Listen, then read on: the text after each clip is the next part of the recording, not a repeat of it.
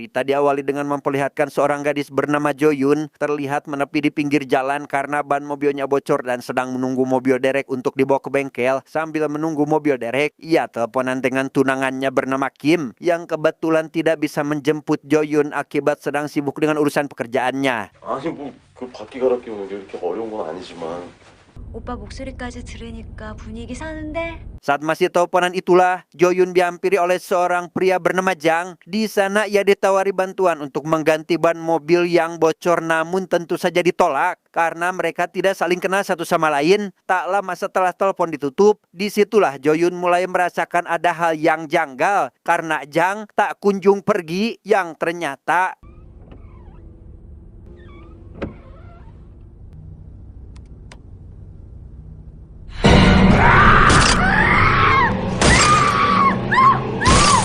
ya, Joyun dihajar oleh Jang yang ternyata merupakan seorang psikopat. Setelah membuatnya tak sadarkan diri, Jang dibawa ke suatu tempat yang biasa digunakan untuk mengeksekusi korbannya tanpa menyadari jika cincin tunangan milik Joyun jatuh ke sela-sela saluran pembuangan.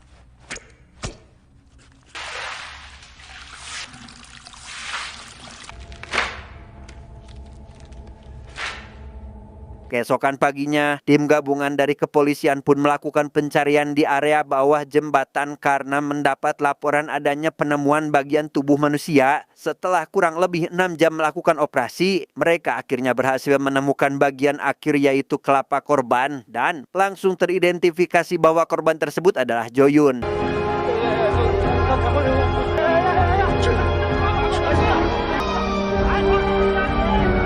Karena Kim juga datang ke lokasi, ia tentu sangat merasa sangat terpukul saat mengetahui tunangannya telah dihabisi dengan sangat keji. Hingga keesokan paginya, ia pun menemui ayah Joyun bernama Seokman selaku mantan sersan sekaligus detektif di kepolisian yang ingin meminta maaf karena tidak dapat melindungi putrinya.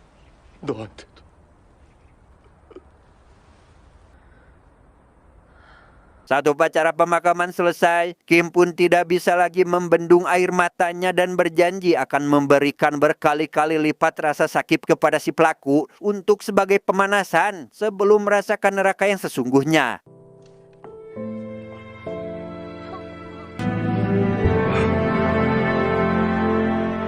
Perlu diketahui, Kim ini merupakan agen terbaik di Badan Intelijen Nasional, yang itu berarti dia tidak sama seperti warga konvensional pada umumnya. Setelah mendapat izin cuti selama 2 minggu dari atasan, ia pun menemui kenalannya dari kepolisian bernama, kita panggil saja Samsul, untuk mengambil pesanannya, yaitu sebuah kapsul pelacak yang dilengkapi fitur penyadap suara.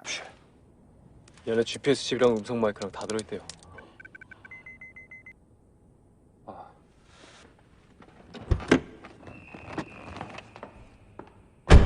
Tidak hanya itu saja, Kim juga menemui Seokman untuk meminta berkas data beberapa orang kriminal yang berpotensi sebagai pelaku atas kematian Joyun. Di sana ia mendapat 4 orang yang besar kemungkinan satu di antaranya adalah si pelaku. Namun saat ini, polisi belum menemukan bukti kuat untuk menangkapnya.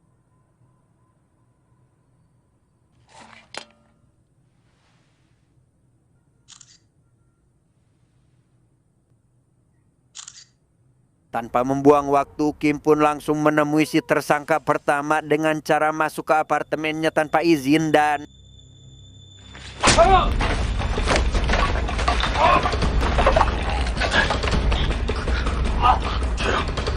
saat melakukan interogasi, si tersangka tersebut mengaku tidak tahu apa-apa dan meyakinkan jika dirinya belum pernah sekalipun bertemu dengan Joyun, sehingga untuk sementara waktu, Kim akan membiarkannya hidup dengan membiarkan si tersangka pertama kritis di rumah sakit.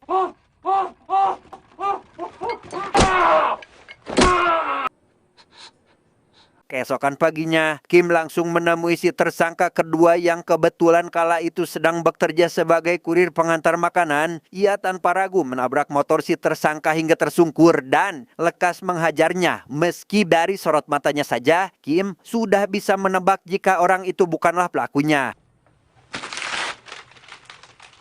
Karena belum bisa tidur tenang sebelum pelaku ditemukan, Kim langsung pergi ke rumah si tersangka ketiga yang tiada lain adalah Jang. Di sana ia bertemu dengan sang ibu dari pria tersebut namun dengan berpura-pura sebagai pihak dari asuransi supaya tidak menimbulkan kecurigaan dalam menggali informasi tentang targetnya kali ini.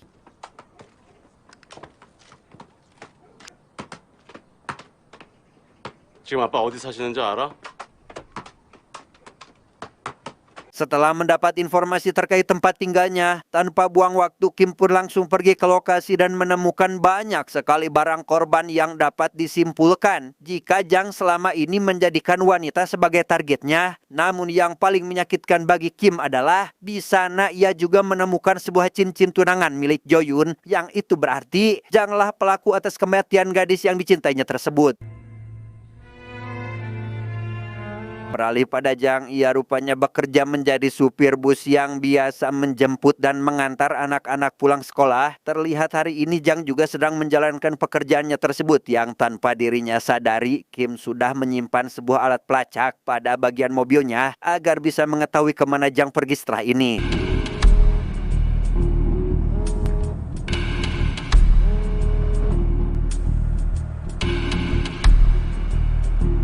Tersisa satu gadis SMA yang belum diantar sampai ke rumahnya. Jang pun menculik gadis tersebut dan membawanya ke kebun milik orang lain untuk dihabisi. Tapi sebelum itu, rupanya Jang terbiasa menikmati tubuh korban sebelum dieksekusi dan kini akan melakukan hal serupa lebih dulu untuk memuaskan nafsu tersebut.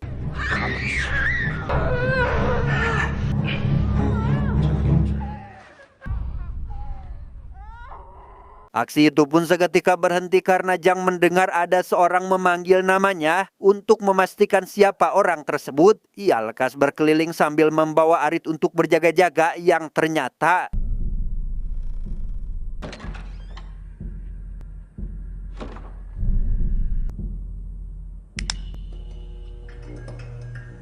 ya, orang itu adalah Kim yang tanpa Jang sadari tadi telah mengikutinya. Yang karena Jang tidak tahu siapa sebenarnya orang yang ada di hadapannya saat ini, ia sekonyong-konyong menganggap remeh Kim dan memutuskan untuk menghabisinya saja dan 기가 막히는구만.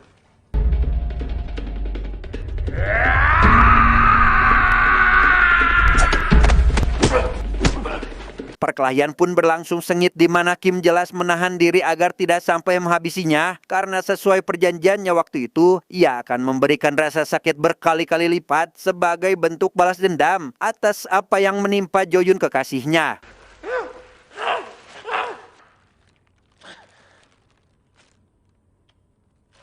Setelah membuatnya tak sadarkan diri, Kim lekas memasukkan tablet pelacak ke dalam mulut Jang dan memaksanya agar menelan barang tersebut. Bukan itu saja, ia juga mematahkan satu tangan Jang dan lekas pergi untuk mengantar si gadis SMA pulang ke rumahnya.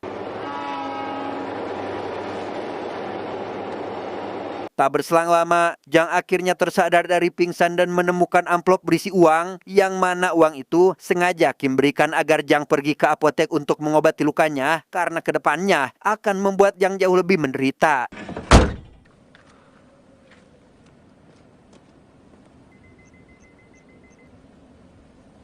Curiga jika mobil miliknya telah disabotase, Jang memutuskan untuk pergi dengan berjalan kaki berharap akan ada tumpangan. Hingga tak lama, ada supir taksi yang membawa satu orang penumpang bersedia untuk mengantarkan Jang ke tempat tujuannya. Kejanggalan pun mulai dirasakan oleh Jang saat dirinya melihat kartu tanda pengenal milik supir taksi yang wajahnya berbeda jauh dengan si supir. Sadar jika si supir dan penumpang di belakang adalah satu komplotan penjahat, ia pun lekas mengeluarkan sebilah pisau untuk mendahului mereka sebelum dirinya sendiri yang jadi korban dan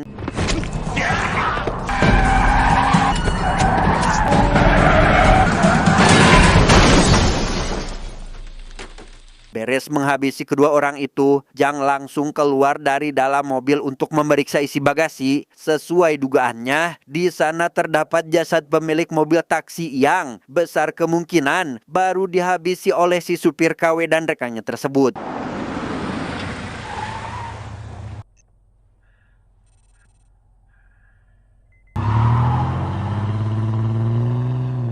Dengan menggunakan uang pemberian dari Kim, Jang pun pergi ke klinik terdekat untuk mengobati tangannya yang patah. Melihat ada seorang perawat cantik bekerja di klinik tersebut, penyakit mental yang dideritanya menjadi kambuh dan bukan psikopat namanya jika dia tidak berani berbuat nekat hanya demi bisa menghabisi korbannya demi sebuah kepuasan.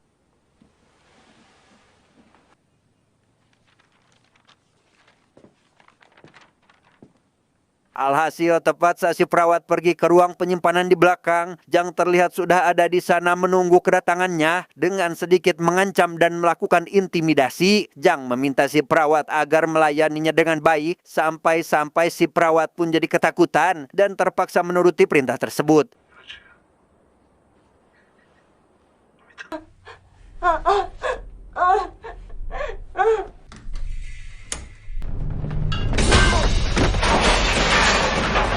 Beruntung Kim datang tepat waktu dan langsung menyerang Jang dari arah belakang. Beda dari sebelumnya, ia kali ini jauh lebih brutal menghajar pria tersebut karena memang satu kesalahan besar Jang telah menciptakan monster untuk dirinya sendiri dan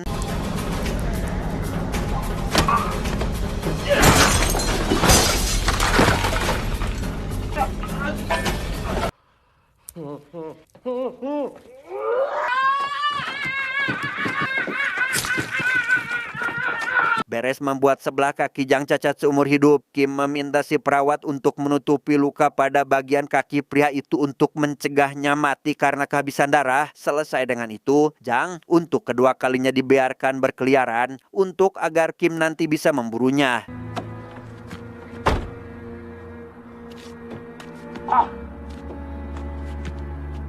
Setelah mendapat perawatan, Jang lekas berkendara dan sejenak menepi di pinggir jalan karena mulai kepikiran dengan apa alasan Kim melakukan ini kepadanya. Hingga tak berselang lama, ia menyadari akan ada pengendara mobil lain lewat dan berniat akan melampiaskan kekesalannya dengan cara menghabisi pengendara itu, tetapi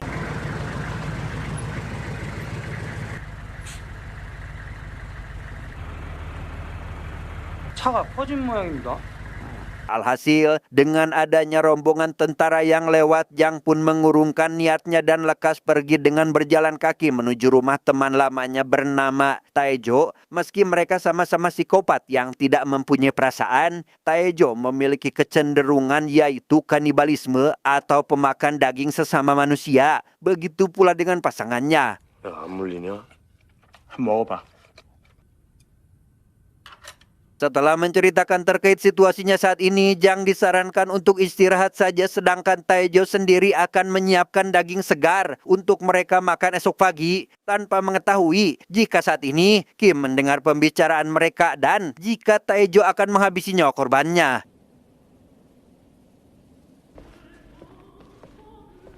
Saat Taejo akan menghabisi seorang gadis yang belum lama ini diculik olehnya, aksi itu seketika terhenti karena alat pemutar musik di rumahnya tiba-tiba mati. Sesaat setelah menghidupkan kembali alat itu, ia mendapati si gadis sudah menghilang disusul oleh kemunculan Kim dan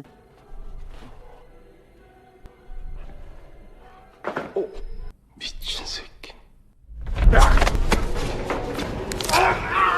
mendengar ada suara keributan, Jang seketika terbangun dari istirahatnya dan disitulah ia mulai teringat jika Kim memakai cincin sama persis dengan yang digunakan oleh Jo-yoon. Sadar jika Kim melakukan ini atas dasar balas dendam, ia pun lekas mengambil shotgun untuk menghabisi Kim di rumah ini, tetapi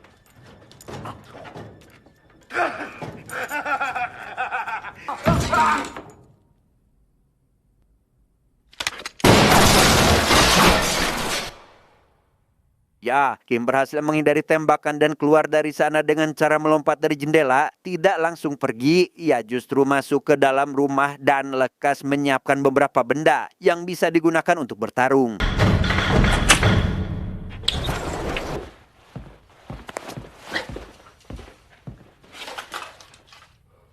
Saat menunggu kedatangan Jang itulah, Kim diserang oleh istri Taejo dari arah belakang, namun itu tentu saja bukan perkara yang sulit untuk Kim mengatasinya, tetapi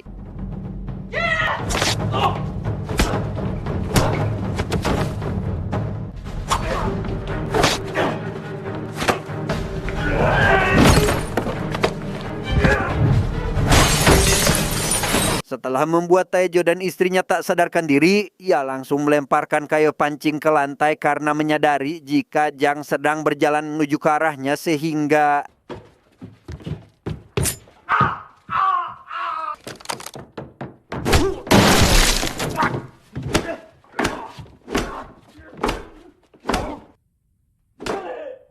sama seperti sebelumnya, Kim tidak langsung menghabisi Jang melainkan lekas membawanya ke rumah sakit untuk diobati karena ia juga sempat terluka akibat serangan istri Taejo sebelumnya. Samsul pun jadi mulai khawatir kepada Kim dan menyarankan untuk menyerahkan si pelaku ke pihak berwajib hingga nyaris keceplosan membahas masalah kapsul pelacak di dekat Jang. 참, 그 캡슐 감도 괜찮죠? 설사 쭉쭉하지 않는 한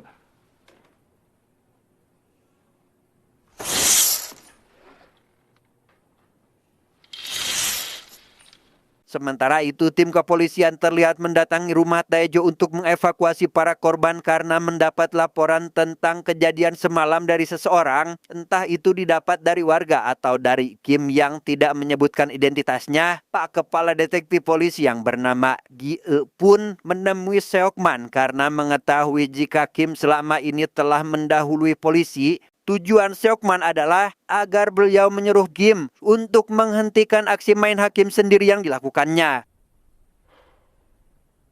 형님도 그게 지금 마음에 걸려서 이러고 있는 거 아니오? Jang sendiri terlihat kabur dari rumah sakit dan sudah mengetahui alasan kenapa Kim selalu menemukan keberadaannya. Bukan tanpa alasan, dia rupanya mendengar pembicaraan Kim dengan Samsul terkait kapsul pelacak dan kini lekas pergi ke apotek untuk membeli obat sembelit dengan dosis tinggi demi bisa mengeluarkan alat pelacak tersebut.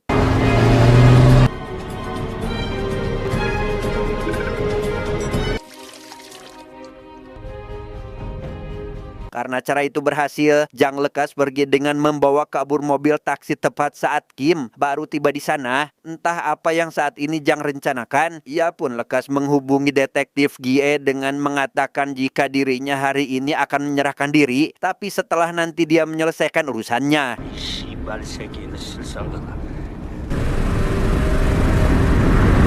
Dengan fakta bahwa Jang sudah tidak bisa dilacak lagi, Kim pun dengan cepat pergi ke rumah sakit untuk menginterogasi Taejo terkait kemana temannya itu pergi. Mendengar jika Jang akan menghabisi anggota keluarga Jo Yun dan menyerahkan diri ke kantor polisi, hal itu jelas membuat Kim sangat emosi apalagi setelah Taejo mengatakan Kim telah berurusan dengan orang yang salah sehingga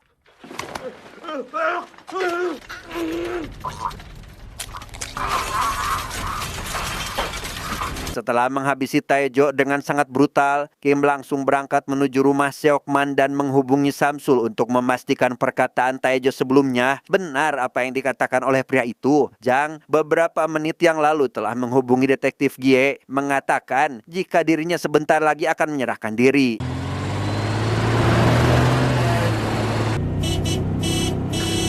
Terlambat bagi Kim, setibanya di rumah Seokman, ia mendapati di sana sudah ada detektif Gie dan anggota dari kepolisian. Sempat terjadi kericuhan karena Pak Detektif mengetahui apa yang selama ini Kim lakukan, tapi meski begitu, ia membiarkan Kim masuk ke dalam rumah untuk melihat sendiri kondisi ayah mertuanya yang ternyata masih hidup, namun kondisinya sangat memprihatinkan.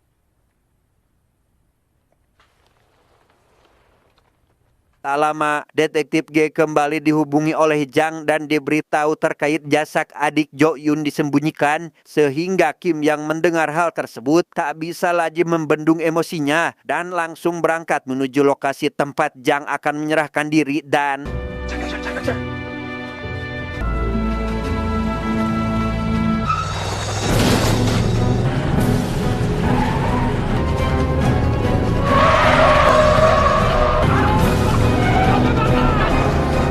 ya, Kim lagi-lagi berhasil mendahului polisi dan langsung membawa Jang pergi dari sana. Berlokasi di rumah Jang tempat dirinya biasa mengeksekusi para korban, Kim pun mulai melakukan hal keji untuk membuat Jang menderita karena tujuanku adalah supaya sosok itu merasakan takut. Namun karena Jang pada dasarnya merupakan seorang psikopat, semua itu jelas belum cukup untuk membuatnya benar-benar ketakutan. 난 네가 가장 고통스러울 때 죽일 거야.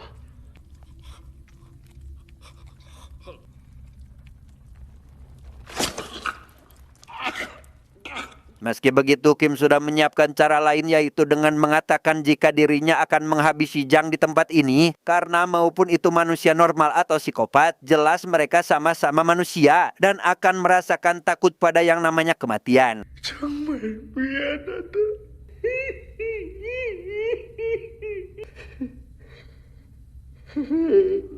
Setelah mengatakan hal itu dan Jang terlihat mulai ketakutan, Kim pun keluar melalui pintu belakang dan membiarkan Jang terikat pada sebuah tali yang terhubung langsung dengan sebuah gagang pintu depan yang jika ada orang lain membuka pintu tersebut, maka siap-siap saja kelapa Jang akan terpenggal.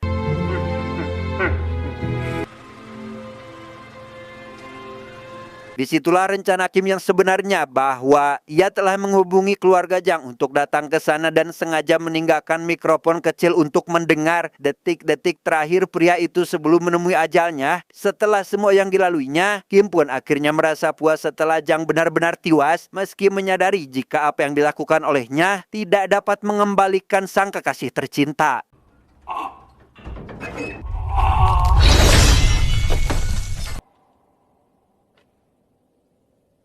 Tamat, ending yang sangat memuaskan.